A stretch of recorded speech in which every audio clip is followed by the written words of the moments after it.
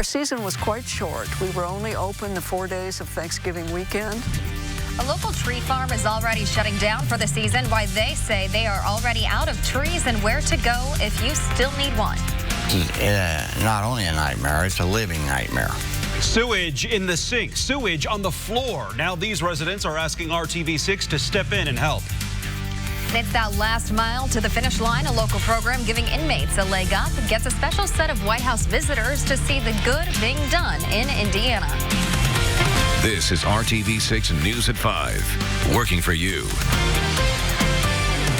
Hi, good evening to you here at 5 o'clock. I'm Mark Mullins. And I'm Amanda Starantino. Tonight we are talking about tradition for family households and a threat to the livelihood for local farmers this holiday season. Christmas tree farms say they are seeing an increased demand. One in our area has even sold out for the year. And so if you're planning on getting a Christmas tree from a local farm this year, you may want to do it sooner than later. Yeah, working for you, RTV6's Megan Sanctorum found out what's causing the shortage and what you need to know if you still plan on getting a tree. The farm is quiet right now, but over the weekend it was packed with families looking for the perfect tree. We have a very high demand right now. Kathleen Went runs Lost 40 Tree Farm with her husband in Hancock County.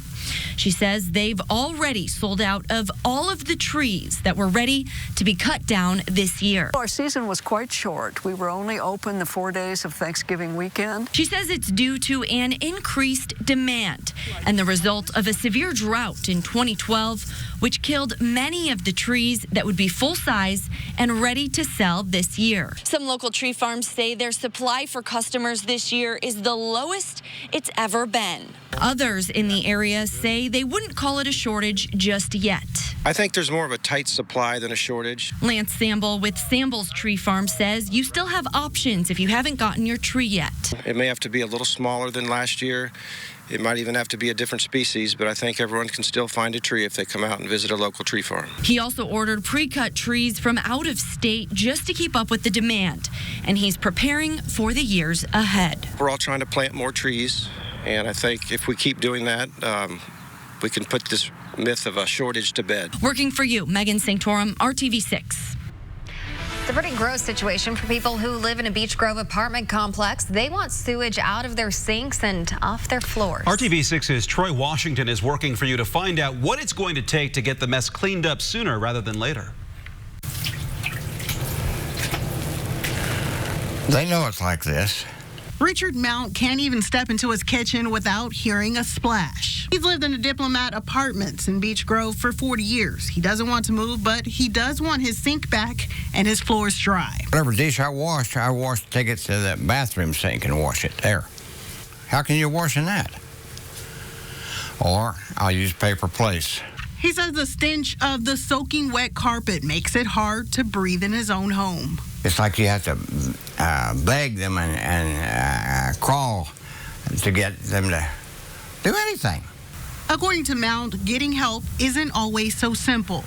We tried calling the number posted on the outside of the complex, but the only problem is that number just kept ringing and no one ever answered.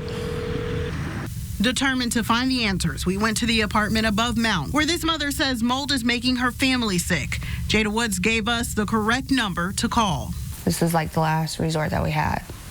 She's been talking to the complex about the mold problem in her shower and in spots around her unit. I contacted the Board of Health.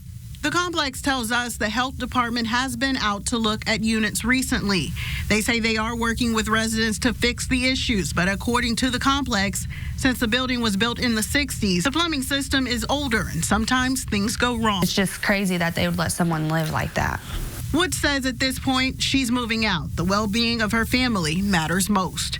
Working for you in Beech Grove, Troy Washington, RTV6. Well, we have emailed the health department twice to find out more about its involvement, and we have not yet heard back, but we will keep you updated on the department's response. If you or someone you know has a problem like this that just won't get fixed, connect with RTV6 and we'll see what we can do. Send a message to workingforyou@rtv6.com. A Zionsville contractor is in hot water once again. Prosecutors in Vermilion County have charged Randall Blake Copeland with 14 counts of theft and home improvement fraud. Court documents say Copeland and his company Damage Solutions took more than $120,000 in insurance money for services. However, consumers in Clinton, Indiana say Copeland took the money and failed to do the work promised. Copeland is facing criminal charges in other counties, including Hendricks and Boone counties. His attorney declined to comment to RTV6. Vermilion County has issued a warrant for his arrest. And RTV6's Hiring Hoosiers is how we focus on getting you connected with jobs, skills, and educational resources. Today, Ivanka Trump visited the Indiana Women's Prison in her capacity as advisor to the president. Yeah, our Kelsey Anderson gives us a closer look at a program the prison offers to help Hoosiers get jobs after their release. During Ivanka Trump's visit here to the women's prison, she got an in-depth look into the Last Mile program. But we believe that there are an amazing number of men and women in our country who are serving their time, who deserve a second chance. The Last Mile is a program started in 2014 that teaches men and women who are serving time in prison software coding and design. Before I was in this program, I had no experience with HTML, CSS, or JavaScript. On Thursday, some of the students got the chance to present their work to Ivanka Trump. They explained what their final website would be used for and the struggles they had along the way. This was one of my biggest technical challenges. I could not get the carousel to work. And explain just how much they appreciate this program. We all learn how to work in a team, how to collaborate ideas and problem solve, and become mentors to others. I learned how to put my best foot forward. Be the best me that I can be. Working for you, Kelsey Anderson, RTV6. And the creators of the program say just getting in is an accomplishment. Inmates must have good behavior for at least 18 months, write an essay, take a test, and interview to get in. They must be at least 3 years away from getting released. And that visit to the women's prison is all part of a trip to Indiana this week from a special task force set up by the Trump administration. Our Meredith Barrick joins us with one of the members. I'm joined this evening by Johnny Taylor, who is a part of the American Workforce Policy Advisory Board. He and a number of other board members here in Indianapolis over the past few days to see a number of places, visit a number of different organizations. Johnny, tell me a little bit about the board and what the purpose is. So earlier last year, President Trump and Vice President Pence decided that the future of the workforce was a real issue. We're talking about growing an economy, but we have a shrinking labor force, and we have a skills shortage, which exacerbates that. So there's the skills gap, labor shortage, and there's a problem. So as a result, they said, we actually have to think about the future of the American worker. Right now, as you no doubt know, there are roughly 7 million openings in America and only 5.8 or 6 million people looking for jobs. So we're a million people short in this country, and CEOs are saying, I mean, we have CEOs like Apple's CEO, the CEO of IBM, Ginni Rometty. They are on this board with us, and they're saying, we can't grow our companies anymore because we don't have sufficient people. So we've brought the board together to figure out how we can modernize recruitment, how we can think about 21st century ways to bring more people off of the sidelines and into the workforce. Wonderful. Talk a little bit about what you have done here in Indianapolis over the past few days. I understand you went and saw the Indianapolis Motor Speedway, which obviously is a huge economic booster to the greater central Indiana area, but you also went and visited the Indiana Women's Prison. So 2 very different places. 2 very different. I mean, you're right. The night before, my colleagues were sitting around watching cars go 200 miles per hour down around a bowl, right? And really experiencing something that it's really uniquely Indianapolis and Indiana. It's a wonderful thing. The next day, it was a little bit more sobering. The reality is we got up very early in the morning and went to the Indiana State Women's Prison. And you met and saw up close and personal women who have made some mistakes, but who will be coming out. 95% of people, in fact, who are incarcerated are going to be released one day. And so going into the workforce, we've got to make sure that they have the skills post-release so that they don't come back. And that's what we spent a lot of time thinking about. The fact of the matter is about 750,000 people a year are going to be released from America's jails and prisons. And so if we don't want them to come back and become a burden on taxpayers, we've got to make sure they have jobs. And we know if they don't have jobs, the chance of them recidivating, and that is coming back, is very, very high, right? So the employers, foundations, associations, associations, trade associations like SHRM, the Society for Human Resource Management, came together and said, let's figure out how we give these people skills so that when they come out, they have options. And we visited the women's prison today, met with women. Some of them were in culinary skills. Many of them were in cosmetology. We also, this was the best, literally people working on software engineering. We had 3 people present their capstone. There is a huge need in our country for. Globally, right? And especially in America. So it was really a great opportunity to see our work, which is sort of theoretical at some level, the future of work, in practice. Wonderful. Well, Mr. Taylor, I appreciate you sitting down and talking with me. We'll look forward to seeing what the board accomplishes here in the new year. Thank you. Meredith, thank you for that. It was a beautiful day on Monument Circle to bring holiday joy to Indiana families. RTV6 was at the Soldier and Sailors Monument all day collecting toy donations for the 6 Shines On Toy Drive. And the fun has not stopped yet. RTV6's Kevin Gregory joins us live from Monument Circle. Hey, Kevin, you guys still getting lots of toys out there? We are. It is rush hour now, as you can see all the folks that are going at least 270 degrees, maybe a 180, and you're off Monument Circle. But this hasn't just been a good day for the 6 Shines On Toy Drive. It has been a great day.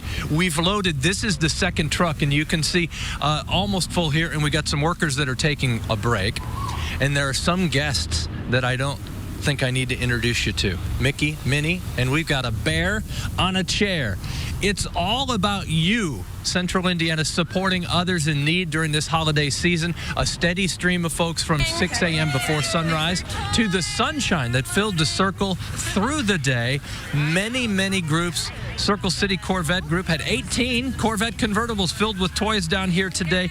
Applebee's, as well as Indiana Farmers Insurance. A number of corporate help. AT&T walked down for just a couple blocks north of the circle, but it's all of the individuals that have donated that have made this such a huge success. 5 charitable organizations will be able to distribute toys to those in need. They help the families throughout the year. So every week, every month of the year, there are families that need assistance, and then in the holidays, this really works out. I want you to meet Jim Farmer. Jim, you've been keeping us warm all day. He's with Benjamin Franklin, 1 hour. And I mentioned we're done collecting today, but Devin, go ahead and wave. How many locations we got in Central Indiana for U Store? So we have 17 in Indianapolis, 21 in the entire state. Okay, so the Indianapolis locations, you can still drop off a new unwrapped toy. These will be distributed after December 16th. Okay, men, put your hands over here. No flame, but it's throwing out a lot of heat. So, Kyle, just beware. The temperature may be a little inflated because of our heaters on Monument Circle. Back to you guys. All right, Kevin, thank you for that. We'll see you in just a little bit. Ahead tonight on the Now Indy at 5:30, there are several schools of thought when it comes to reacting to school shootings. We go inside the training some teachers are getting to fight back. But first, it's a very rare sighting, and even more rare, a grouping of these cute little wildcats, while you might be seeing more of this gorgeous feline around Central Indiana. Next.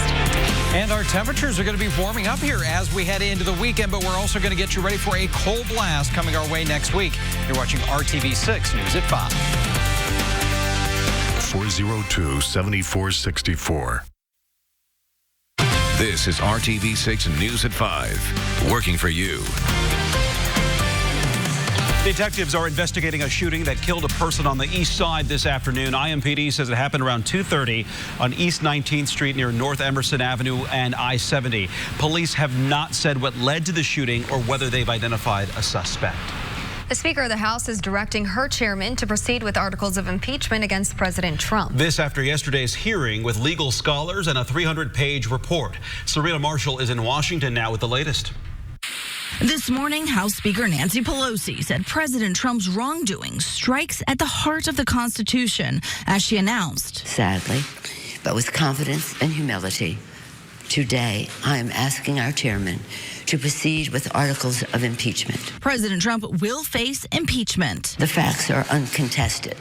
The president abused his power for his own personal political benefit. The president leaves us no choice but to act. The decision to move forward, one the White House expected. We're ready for that. With the president tweeting, "If you are going to impeach me, do it now. fast so we can have a fair trial in the Senate and so that our country can get back to business. A top White House official said Wednesday the president wants a full trial, live witnesses and all, in the Senate, where his team plans to participate. Unlike in the House hearings, where they declined Democrats' invitations to question witnesses, like the legal scholars who sat before lawmakers for 6.5 hours Wednesday. The 3 law professors invited by Democrats invoking the framers and what they said were their greatest fears for the country. If we cannot impeach a president who abuses his office for personal advantage, we no longer live in a democracy. And the single legal scholar Republicans were allowed to invite argued Democrats were moving too fast and have not yet proved their case. But he did not defend the president. His call was anything but perfect. It's not wrong because the House has no legitimate reason to investigate the Ukrainian controversy. It's wrong because this is not how you impeach an American president. Speaker Pelosi's announcement sets the House up for a full floor vote, possibly ahead of Christmas. That would make Mr. Trump just the 4th president in American history to face an impeachment vote in the House, and if it goes as expected, only the 3rd to be impeached by the House of Representatives. Serena Marshall, ABC News, Washington. Investigators believe a driver was intoxicated when they hit a school bus carrying children on Interstate 70 earlier today. This happened in the westbound lanes of I-70 near Emerson just before 10 a.m. State police on scene say one child was taken to the hospital for injuries and several others were checked out at the scene by paramedics. That driver of the vehicle that rear-ended the bus was also injured and suspected to be under the influence of alcohol. There's now new life in an old grocery store that sat abandoned for quite some time. A new Aldi has moved into the former Northeast Side Marsh on 82nd Street near Allisonville Road. That marsh had closed back in 2017 after the grocery chain filed for bankruptcy, leaving a gap for people across central Indiana when it came to options. We stopped to chat with one shopping mom who says she's not only glad to have another grocery option in her area, but she's thrilled it's an Aldi because of the specific style the store has. There's not 12 different brands of dill pickles. There's the Aldi brand, which you know is going to be a good value, and so it keeps me focused and helps me make decisions quickly and get through the store, especially with little ones and things like that. Aldi says this is part of a nationwide expansion to reach 2,500 stores by 2022. Now, this is something you really don't see every day, a photo shoot featuring 3 gorgeous bobcats hanging out right here in Indiana.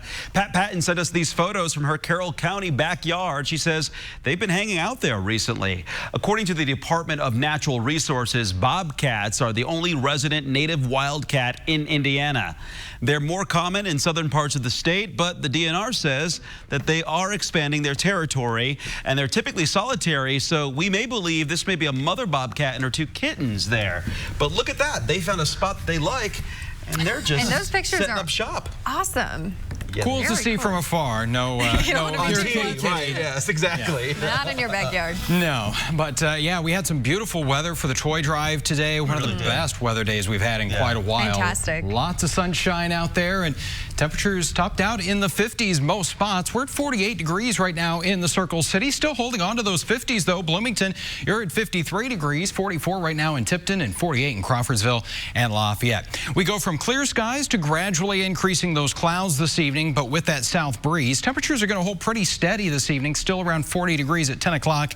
And I think in the city will be around 40. A little bit cooler to the north, 39 in Lafayette, 39 in Muncie, but certainly a little bit warmer than we have been the last couple of mornings. Still, you're going to need that jacket tomorrow morning, and we will have a cold front slipping through the area. This is TrueCast. 5 o'clock in the morning, could see an isolated rain shower mainly south of Interstate 70 as we go through mid to late morning around Bloomington, Nashville, into Columbus. That will quickly slide out here and actually into the afternoon, looking at seeing some sunshine return to the area. It's going to be a little breezy with those temperatures stuck in the middle 40s, though, so it's going to feel more like the 30s as we go throughout our Friday afternoon. Your high temperature 44 in Rockville and Danville and Hendricks County, and you'll make it to 45 in Rushville. The weekend ahead, temperatures again in the middle 40s with lots of sunshine on Saturday. Will increase the clouds and temperatures on Sunday at 52. That's ahead of our next weather system in the 7-day planning forecast, which will bring some rain to the area on Monday, a high of 54. Then some colder air, but it looks like the precipitation will be out of here, so we're not really looking at snow on Tuesday. 36 and a high of just 28 on Wednesday. I can't believe we're talking the 50s in December. Yeah, we will take another of them, another another couple coming our way. All right. I'll take them all. Okay, just keep it coming. Of Still to come here on the news at 5. We'll check in with some of the latest court updates from around the nation. And a little later, we will get back with Kyle on the Now Indy for your weekend forecast. You're watching RTV6. It's from 4:30 to 7. Hello to you. I'm Julie Grant with Court TV, and jury selection is underway for the next big trial that we're covering for you. A man is accused of murdering a Michigan State University student. The question the jury will be answering is whether it is murder or a killing in self-defense. Isai Barones was a 22-year-old senior student when he was shot to death outside of an East Lansing apartment complex. 30-year-old Stephen Washington is accused of murdering him. But the case is not as simple as it may seem. There are two other co-defendants, Angela Kelly and Ivan Keener. Keener was allegedly at the center of it all, allegedly orchestrating an attack on some women that set the whole chain of events into motion. Keener has been given immunity in exchange for his testimony. At the preliminary hearing, he told the court that Barones had a knife and was moving toward Washington with it before he was shot. As always, you can count on Court TV for live gavel-to-gavel coverage. I'm Julie Grant. Now back to you in the studio. All new at 6 p.m. Imagine the only way home is driving on a road full of large holes that are filled with water. A group of neighbors dealt with those conditions for years and could not get it fixed. Well, you have to know if you have an issue with your road. But first on the Now Indy, a sweet surprise for a very special young man. The heartwarming wish granted for this little gamer still ahead. You're watching RTV6.